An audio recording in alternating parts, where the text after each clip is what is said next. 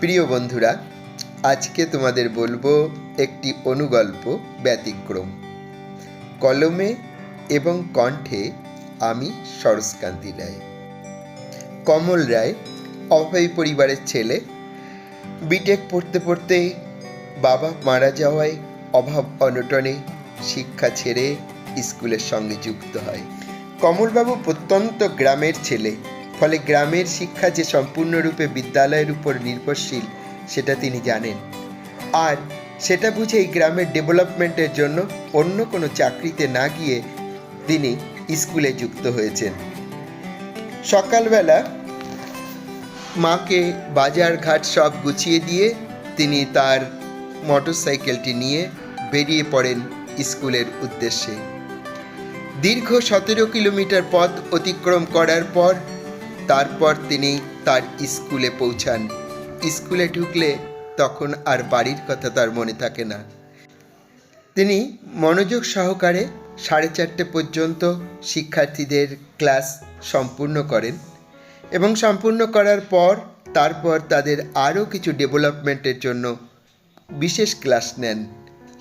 Children science Congress প্রতিযোগিতায় তাদেরকে উপযোগী করে তোলার জন্য তাদের নিয়ে তিনি কোনো দিন খুব সকালে চলে যান, গিয়ে গ্রামের নদী পথ ঘাট সব জায়গায় ঘুরে প্রজেক্ট তৈরি করেন। সেই প্রজেক্ট করার পর উপস্থাপন করে শিক্ষার্থীরা যখন কৃতী হয়ে হাসি ফোটে মুখে, তখন তিনি সত্যি ভীষণ আনন্দিত হন। এইভাবে স্কুলে চলতে থাকে তাদের কাজকর্ম। শিক্ষার্থীরাও স্যারের সঙ্গে একাত্ম হয়ে সেই সব কাজে ব্রতী থাকে। তারা ভুলে যায় বাড়ি যাওয়ার কথা।